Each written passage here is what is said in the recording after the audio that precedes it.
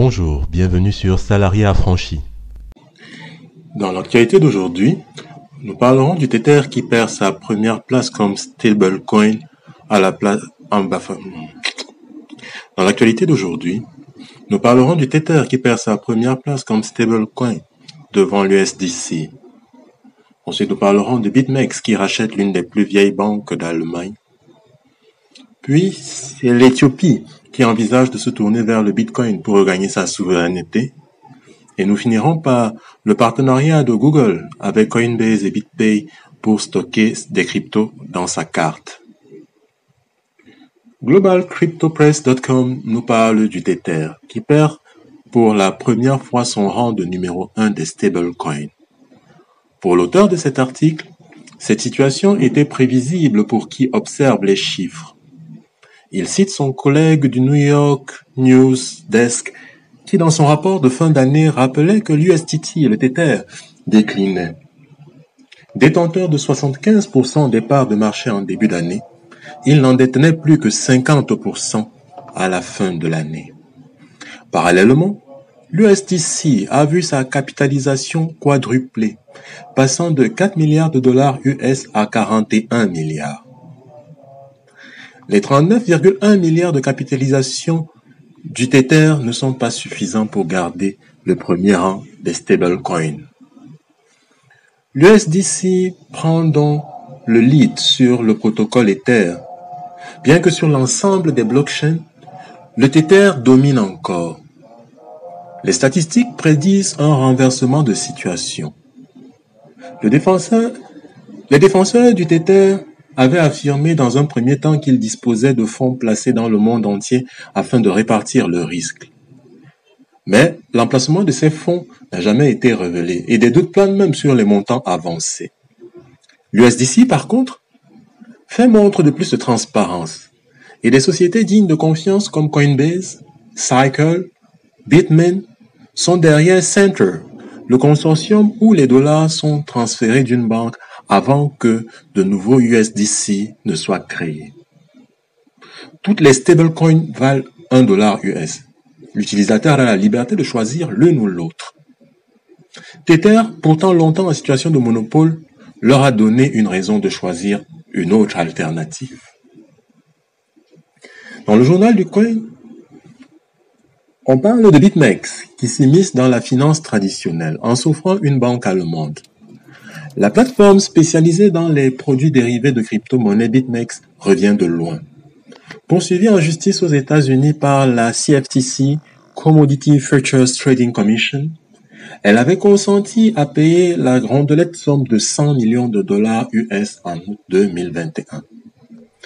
Et depuis cette date, sa situation a connu une embellie, puisqu'elle est sur le point de prendre le contrôle d'une banque allemande, la Bankhaus von des Heid, BVDH. En effet, le communiqué paru le 18 janvier 2022 annonce l'intention d'acheter BVDH par la société BXM Opération AG, fondée par le CEO de BitMEX, Alexander Hopner. La banque a été fondée en 1754, c'est l'une des plus vieilles banques d'Allemagne, mais aussi une banque qui aura su prendre le virage de la modernité en étant pionnière à émettre un stablecoin de l'euro avec l'aide du Bitbond. L'accord d'achat est conclu entre les deux parties. On n'attend plus que l'accord du gendarme financier allemand, la BaFin. BitMEX veut désormais être un modèle d'obéissance aux régulations. Cette incursion dans le monde de la banque classique, c'est pour mieux s'intégrer au sein des réglementations financières européennes. Une autre preuve de bonne santé, si besoin est, c'est le lancement de son propre token, le BMEX, le mois dernier. Dans Bitcoin Magazine, l'Éthiopie envisage de se tourner vers le Bitcoin alors que les États-Unis viennent de les retirer d'un programme commercial essentiel. En effet, la décision récente des États-Unis de retirer l'Éthiopie de l'African Growth and Opportunity Act AGOA est assez durement perçue par le pays. Celui-ci est alors à la recherche de valeurs souveraines. Le pays a exporté 3 milliards de dollars de produits en 2019. Le retrait de l'AGOA supprimera environ la moitié des exportations vers les États-Unis, qui était leur plus grand marché à l'export, faut-il noter. 200 000 personnes, dont 80% de femmes, perdront leur emploi. La décision est mue, selon l'auteur de l'article, par la désapprobation du gouvernement américain, du gouvernement mis en place en Éthiopie. L'Éthiopie cherche alors un moyen de s'affranchir d'un système économique centralisé. C'est une condition sine qua non pour conserver sa souveraineté. Il faut savoir que l'Éthiopie dispose d'un potentiel énergétique de 60 000 MW. Avec seulement 6 000 MW, le projet Mano a prévu que l'extraction de Bitcoin rapporterait 2 à 3 milliards de dollars par an au prix de 25 000 le Bitcoin. Ou encore 4,5 à 5 milliards de dollars US par an au cours actuel de Bitcoin.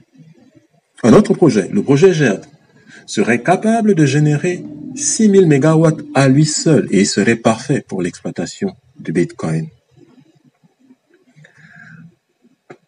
Toujours dans Bitcoin Magazine, Google envisagerait d'utiliser ses cartes électroniques pour stocker les Bitcoins et les autres cryptos. Des partenariats ont déjà été noués avec Coinbase et BitPay pour activer cette nouvelle fonctionnalité. Ces cartes numériques permettront aux utilisateurs de tenant des cryptos de les dépenser en devises sans souci. La date de lancement de cette fonctionnalité n'est pas encore connue. Selon Bloomberg, Google se lance sur la pointe des pieds dans le domaine du Bitcoin et des crypto-monnaies. Alors que la division des paiements de l'entreprise s'efforce de gagner des parts de marché significatives dans le secteur, celle-ci vante déjà l'ajout de ce type d'actifs, les crypto-monnaies, à ses cartes numériques. Le président du commerce de Google, Bill Ready, affirme que la crypto est une chose à laquelle ils accordent beaucoup d'attention. Au fur et à mesure que la demande des utilisateurs augmentera, ils évolueront avec elle, affirme-t-il. Si vous avez aimé cette vidéo, n'hésitez pas à liker, partager ou à vous abonner pour rester au courant des actualités de la crypto. Merci.